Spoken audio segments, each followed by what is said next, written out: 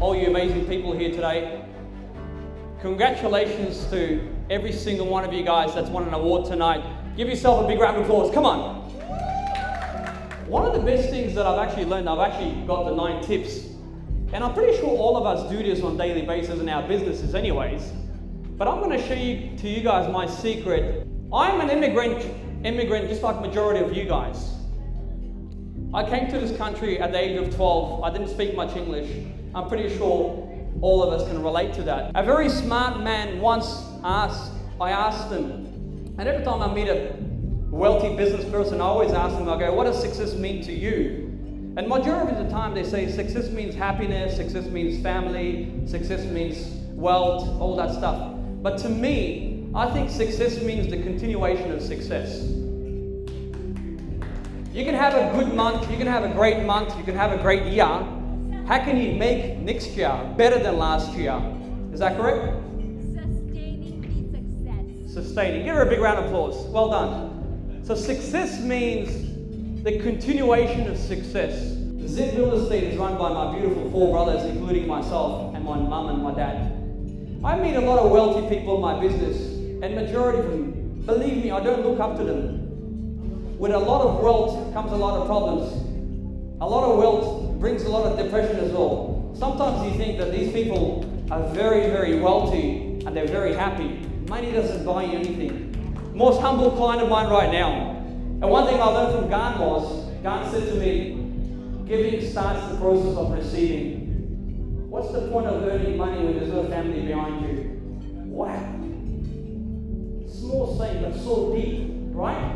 So let's go over here with my 9 great tips that I do in my business. I hope I don't click the wrong button here. Are you guys ready for it? Let's go. Always understand what you're about to walk into. I live my life with my 6P rule. Plan your day in advance, plan your week in advance, plan your year in advance so you know exactly what you're about to walk into. Don't walk into a presentation or a business without being prepared. So if you've planned it, you've got to get yourself prepared for it. And once you've planned, what are you going to do? You've got to practice your pitch before you perform. So plan, prepare, practice, perform. And if I perform good, most likely I'm going to produce the results. Every single one of us in this room are born performers. You can choose to be a good performer when you wake up. You can choose to be a bad performer. You can choose to be an okay performer. So once you perform good, your client will understand whether you can produce the result. By producing, I mean dollars. And once you've produced dollars, you party. So plan, prepare, practice, perform, produce, and party. Make sure you've done your research before you walk into a client's house. The next tip I have is always make a good first impression. And what I mean by this is, you never get a chance in life to make a second impression. Your first impression is always your last impression. So always make sure that you got to sell you to you first before your client buys you, correct? And be self-reliant. If there's something that you want to do, just do it yourself. Don't wait for that staff member to do it. Go out there and do it. So, self-reliant, self-dependent, and self-belief.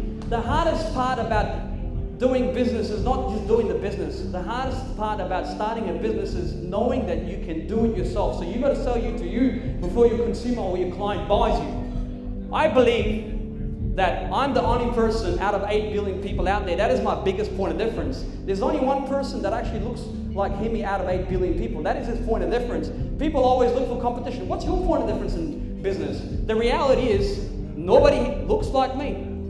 So you got to sell you to yourself on a daily basis before your client buys you.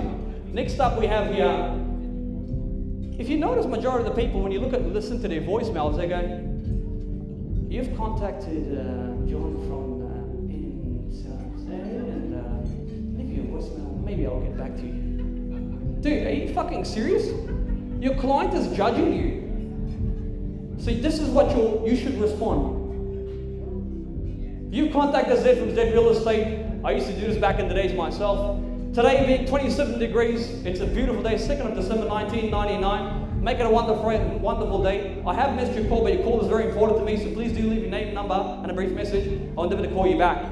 Use the word. So when your client next time calls you, don't say, I'm doing good, I'm doing okay. Say, I'm doing unbelievable. Because automatically they're going to assume that you've closed the deal and they want to be a part of it. Law of averages. The energy you put out is the energy you receive. So use these words: great, unbelievable, interesting. And this has helped me out in a lot of my business myself. Tip number 4, ask, acknowledge, and ask. As human beings, we get very impatient when we're at a presentation, any job we're in. Ask the question. If somebody says, hi, how old are you? You don't respond back saying, my mum's 24 years old. This is what happens with a lot of business people. We don't listen to the client. There's a reason why we have 2 ears and 1 mouth. We should listen twice and speak once.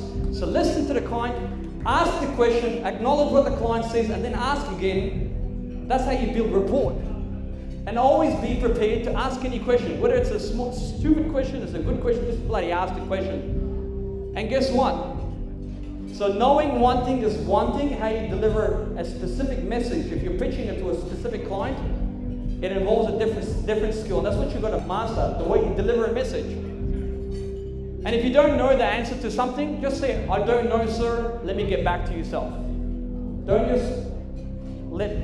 just spout out BS out of your mouth. Just say, I don't know, sir, let me come back to yourself. There's nothing more attractive in a human being or a businessman that's actually so transparent and just honest. Say, I don't know, let me get back to yourself. How big is this property? Don't say 1,400 square meters, because the guy already probably knows that it's only 1,200 square meters. I don't know, sir, let me get back to you. Who's the developer? Who's the builder? Don't just say it's Porter Davis, just say it's Platinum Developers, much better. Thank you, God. He hasn't paid me tonight, by the way. And always include, storytelling is what I do so well. I don't let my clients say, come have a look at this kitchen. Come have a look at this business proposal I have here. I go, I'll tell you why you should look at it. Look how gorgeous this kitchen is. You've got waterfall edges, then you've got the high ceilings. Oh my God, who's the chef of the family? Involve them in conversations. Smile. In real estate and business, as much as I like to say I'm in the real estate business, I'm actually not. I'm in the people business. People buy off people they like, and people sell people they like. So I'm in the people game. Don't call yourself a bloody businessman, call yourself an advisor. I'm an advisor in a specific field. Always remain focused on the best way forward and take risks. Look at this. Every single one of you guys in this room have been attacked by your competition. Every single one of you guys in this room, there's been times where your family or friends have doubted you. Every single one of you guys have taken risks to get to where you are right now. Would you agree? So then I go, embrace fear, eat fear for breakfast, lunch, dinner, take risks. The day you're born, there's risk. The day you're married, there's a risk. The day you have kids, you don't know if the kid's going to come out healthy or not. There's a risk. There's risk all around us, so how do you manage your risk? So you got to believe in it, because you will get attacked 24 hours a day. This is the business world that I'm in. And then number 9, customers. I sold my first $6.1 million property in Brighton when I first tapped into the specific field. And what happened was, who's heard of Salesforce here? Salesforce. Salesforce was a company where Foxtel wouldn't be where he is today without Kevin Panuzza, the CEO of Salesforce. And one thing I learned from this legend was, he said, customers don't pay you for what you do, they pay you why you do it. So you've got to sell them on the why. Why should they select your business? Why should they go for you? Why should they go for you? Sell them on the why. And keep it simple. Look at what Apple has done. If you look at it, back in the days when we had our TV remote control for our TVs, there was 50 million buttons. What did Apple do? Keep it less, keep it simple, less is better. So ladies and gentlemen, all I have to tell you right now is that I've obviously been given 15 minutes to do a presentation for you guys. But the reality is that you should pat yourself on the back and say to yourself, thank you for yourself. Thank you for your hard work. You are where you are, because look at how far you've come from the last 5 years, the last 10 years to where you are right now. And I'll tell you the secret to any business. Every single one of you guys in this room, I personally don't even know what day it is, what month it is. I don't take days off. And if I'm trying to retire, that means I'm expiring. Every single one of you guys, you are where you are. Not because you want motivation. One of the biggest reasons why I'm doing this talk is to share the fact that I'm disciplined, and you guys are disciplined to get to where you are right now, and you're consistent. So thank you very much for having me here, guys. Hemi, a big round of applause for Hemi and the whole team here, please. Congratulations once again, guys. So to all the people that's watching me right now, namaste. Thank you for having me. It's great to be amongst top 100 South Asian award winners tonight, and it's an honor for me to be able to do a speech here tonight. And it's good because giving starts the process of receiving. This is what I love being involved in with people that have migrated from different backgrounds and that's come in here that are making their dreams turn into a reality. It inspires me because I look up to these people personally myself. And if there's one last message I'd like to pass on to people, go out there, work hard, and don't give up on your dreams. Thank you for having me. Thank you.